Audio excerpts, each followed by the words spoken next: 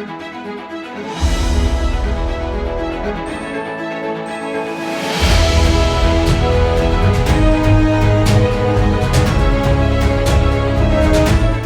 everyone, and welcome to Politics NY's newest video series, In the Community With, sponsored by AARP. Today, we'll be in the community with Council Member Linda Lee. My name is Elizabeth Schnepsaloni, and I'm thrilled to be here with Council Member Lee, who represents Council District 23, which includes Bayside Hills, Belrose, Douglaston, Floral Park, Fresh Meadows, Glen Oaks, Hollis Hills, Holliswood, Little Neck, New Hyde Park, Oakland Gardens, and Queens Village. Phenomenal. Welcome. Thank you. Thanks for having me. It's great to be here. Absolutely. So let's jump right in. What is one of your accomplishments during the last year that you are most proud of? Just surviving. I wonder how many of your colleagues are going to say that too. Many. Yeah, it's quite the year. I know this may sound a bit cheesy, but I think one of the things that is very significant for me is just simply having a seat at the table as one of the first Korean Americans to ever win city council. Myself and Julie Wan, we are the two Korean Americans that are the first. And in my particular district, I'm the first woman and person of color to ever win this seat. And, it's not lost on me how significant that is, because before I took office in January, I'm a social worker. I've been in the nonprofit sector for the last 20 years or so. And I'm used to being on the other side where we get city, state, federal contracts and provide services for the city. And the organization that I represented is the oldest and largest Korean nonprofit in New York City. And I remember through that work, it made me realize how important it is to have a voice and a seat at the table. And if we're not sharing our issues and concerns in the community, then no one out there in government is going to fight for us. And so we have to advocate, we have to have that voice.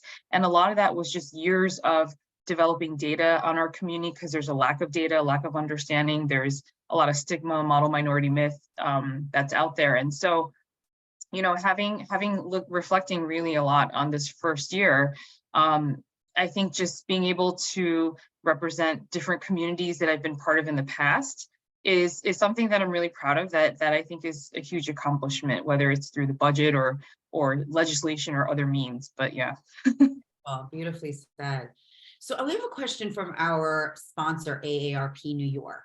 The city's Department of Aging, which supports a wide range of programs designed for older residents, receive approximately 0.05% of the budget, despite the fact that 20% of city residents are over the age of 65. So what will you prioritize in the next New York City budget to ensure that more resources go to this population? And in what specific programs will you increase investment? Sure. Well, in my previous role, as I mentioned, as a nonprofit president CEO, I actually ran 2 senior centers funded by the city. So 2 DIFTA senior center programs, as well as the only Meals on Wheels program that served the Korean and Chinese community in Queens. And so through that, I was able to very clearly see, because older adults are my passion, that's my heart. I was raised by my grandmother, and I actually was the one to help take care of her towards the end of her life. And give her baths and change her adult diapers and like the little things that you don't think of in terms of then now caring for an older adult.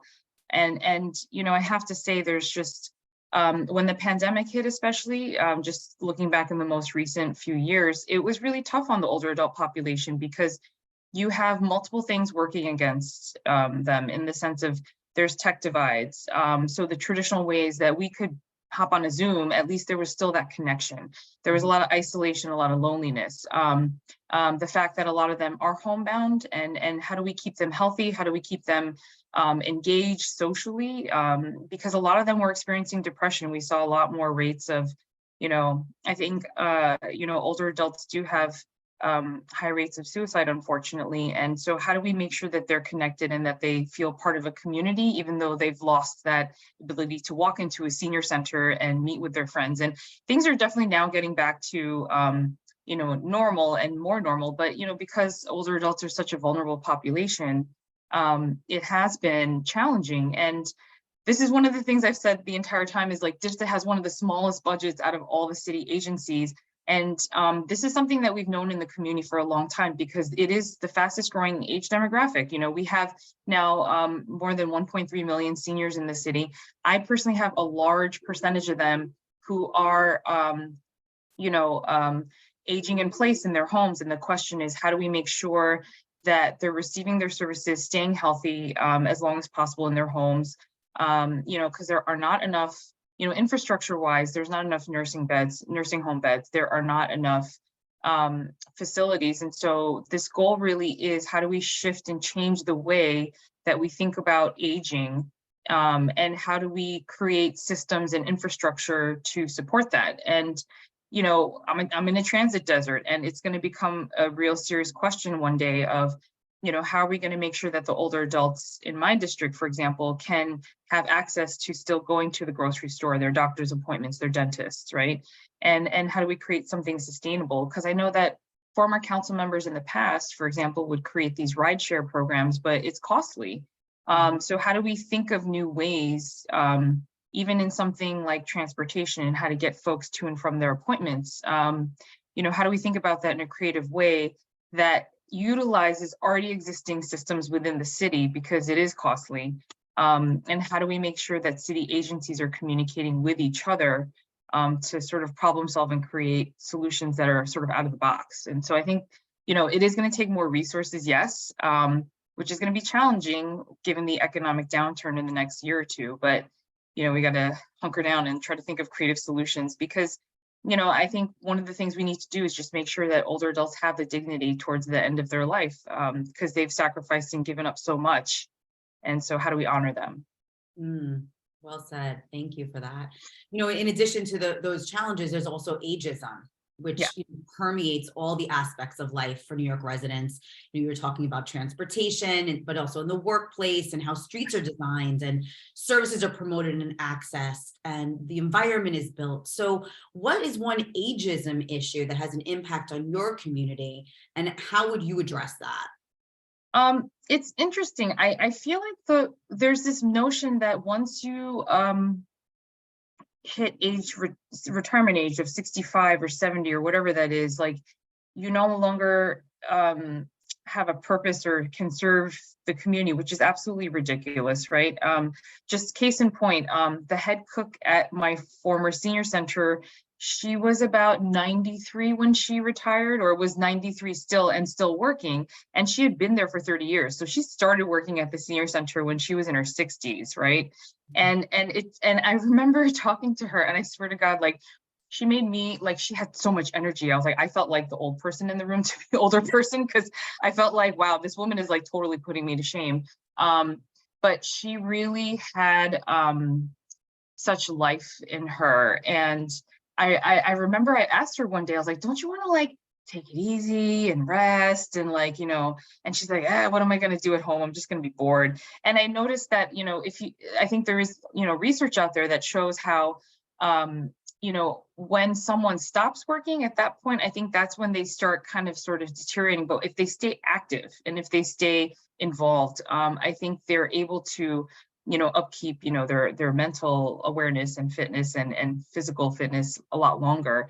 And I think there's a lot of wisdom that they carry as well. And so one of the things, for example, on the mental health side, that I'm really, really, really wanting to do is a lot of more of the intergenerational programming, because there's a lot of research out there that shows that when the older adults are around youth and younger folks, it really does give them that sense of joy and happiness, and makes them happy. And for the younger folks, being around older adults, like, it's like being with grandma, and then, knowing and having life lessons and sitting with them and doing activities.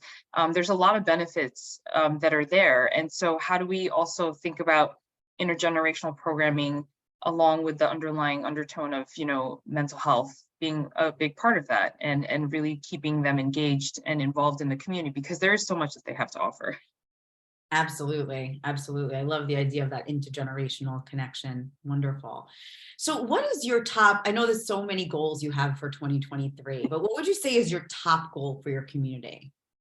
For my community, I think, a couple things come to mind. Because I'm a social worker and I've done mental health work in the past, I think, just making sure that we touch upon mental health in every demographic.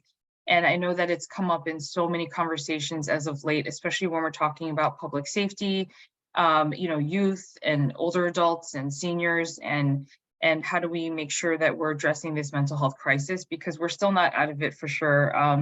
Even after the pandemic, I think we're still trying to figure out, how to get people back to a place where they're healthy. Mhm. And this also ties in with a lot of the, quality of life concerns. I think, in my district, there's anything from, there's, especially in my district, I think I have 45% Asian Americans in my district, and half of them are from the South Asian community. So you have the Sikh community, Bangladesh, Pakistani community. It's a very, very diverse community. And then the other 50% of that is, East Asians, like, Koreans, Chinese community members. And that sense of the anti-Asian hate, whether you're wearing a hijab, or if you're wearing a turban, or if you are Asian American, that is a very real feeling that people have in this part of my district. And we've seen a lot of targeted attacks, a lot more, especially in the Jewish community as well, with anti-Semitism, because we have a significant Jewish community here too. And so how do we have some of these really important conversations, dialogues, understanding that public safety is a concern, but how do we address it in ways that involve the community, also help them feel safe? And then also, how do we tie that back to, having these important conversations around how that's impacting us in our various different communities? And so it's a lot of those things that I think I want to try to tie into. But the overarching thing that I personally would love to work on, it really is that mental health piece, because I think it does really tie into so much that we need to work on in the city. Yes, very important. So I'm going to ask you a rapid fire question, and it's tricky because I know that there's a lot of people that you work with that are important on your team, but I want you just to quickly name one person or team that you've worked with over the past year that you want to give a special shout out to, someone who's not recognized typically. Oh boy. I know it's not easy. Yeah, well, I would say a grouping of folks are the civic leaders, because I have very active civic groups in my community, as well as the community board members, because they have a heart to do this work. They're not getting paid. It's totally volunteer, and they're doing it because they care about their communities and they want to see improvements. And they want to make their communities better. So they do this day in and day out. I see them all the time, all over the district, and they're just amazing. Fantastic. Well, shout out to them. Thank you so much for spending this time with me, Councilmember Lee. I truly appreciate it. I wish you a very happy new year. And Thank you. Same to you. Thank you so much. Thank you so much. Bye-bye. Bye.